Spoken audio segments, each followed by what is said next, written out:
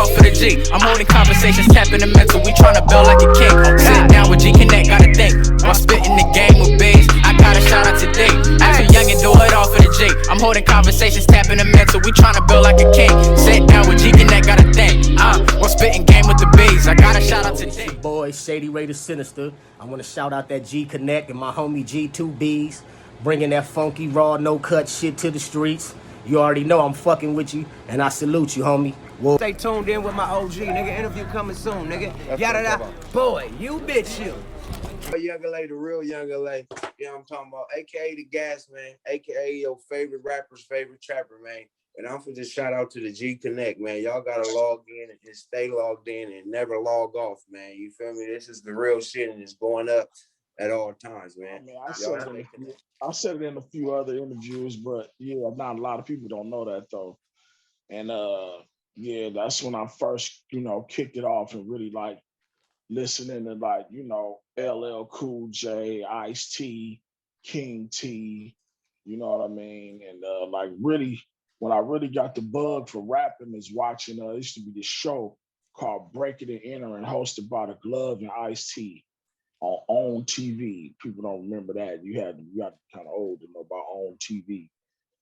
And I just got into it, man. And hip hop was, back then, hip hop was only been around maybe 10 years, you know what I mean? So, I caught the bug of it just like everybody else. Everybody was breakdancing, pop locking, and the whole nine. So I kind of just dove in it as a student of it. So when you started off as a group? No, I started off by myself. Okay. But initially, and when we did the Bangin' on Wax album, that was my first introduction to the world as far as on a mainstream project. And then after that, that's when I came out. The first thing we did was the Young Soldiers. Yeah, that was one of my favorites, and the crowd pleaser. That East Side, West Side was, that was the anthem right there. Oh yeah, no question about that for sure. Yeah, West. For that song off of Bangin' on Wax. Which one? That was actually on the Young Soldier album. Yeah, that was on Young Soldier. No, I'm saying the one that got me on. I'm from Detroit, by the way, bro. Right. And so what got me even on it was when the Bloods and Crips, we like Bloods and Crips, like they working together, like that's what they do out there. No internet or nothing. You know what I'm saying? Right. So we only know what we see and hear on TV and all that other shit. Right. So when that came, that was big for us. You know what I'm saying? Because it's like niggas is coming together, bro. What is y'all talking about? Right. Yeah, it was headed in the right direction, and it was cool, man. Just to do music and really get some things going. You know what I mean? And dealing with dudes and really getting to know dudes without the bullshit. You know what I mean? And it's always been like that. You know what I mean? But back then, it was so ignorant that people wouldn't show it visibly. Like you've had dudes, Crips and Bloods, hanging with each other, doing business with each other, you know what I mean? Since, from scratch, but it was just by being so ignorant and still so crazy in the early years, it wasn't visibly shown. You know what I mean? And, when we did it, it was kind of groundbreaking. Right. Like the modern, like NWA did with West Coast rap. Pretty much. That's exactly what it did. You know what I mean?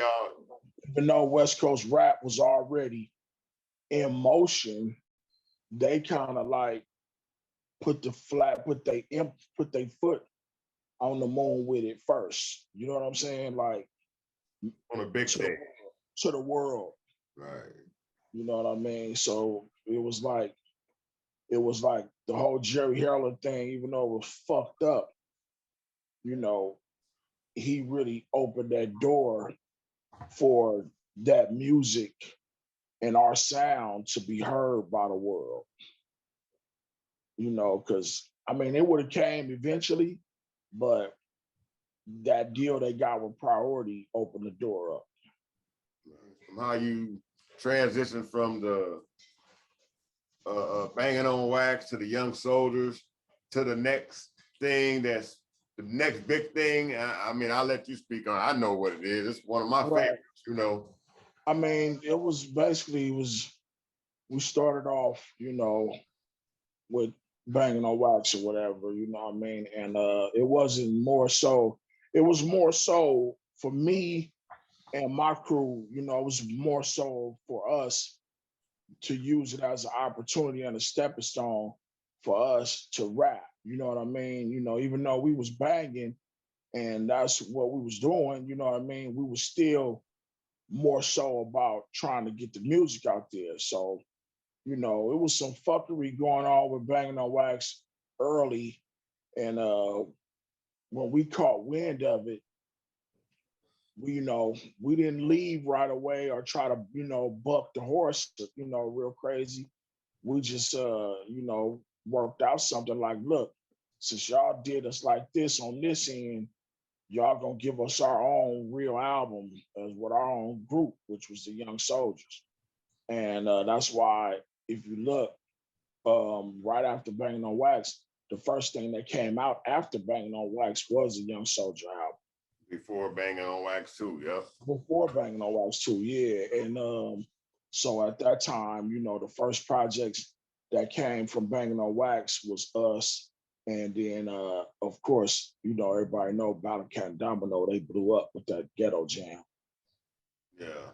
And then came Banging on Wax 2. And we kind of played the back a little bit on Banging on Wax 2 and produced more and brought in new artists. That's when we introduced Lil Hawk, Lil Laniac, Braze, like that. And then from there, you know what I mean, you know, we kind of, you know, we was kind of outgrowing the situation. So OLTB had reached out to us and told us that Suge wanted to holler at us. So we left everything on the table over there with them, and just told them we was gonna take one song, which was East Side, West Side. So we took that song, the ownership of that song, and we remixed it and put it on the Murder Was the Case soundtrack. And that's when we signed with Death Row. And we was there for a little while. We recorded a Young Soldier album with Death Row that never came out due to the, you know, just waiting in line to all the other artists that was in front of us. And, you know, all the different shit, you know what I mean? Their process wasn't like, their process to put records out is what created Master P's we're gonna drop everything process, you know what I mean? And put everybody out, you know. And that kind of played out. And once everything, you know, kind of died down, you know, we went through that gap and struggled for a little while. And you know, the Young Soldiers kind of, you know, we kind of grew apart doing our own thing, just like growing up, you know. Right. So everybody was doing different stuff. So me and Booger, from there, that's when Booger came up with the idea for us to be a group, for me and him. And he came up with the name The Relatives. And in '99, that's when we did the first Dirty Money album. And that's where it's been ever since. G2Bs, a generation conversation. If you ain't got the patience, get on.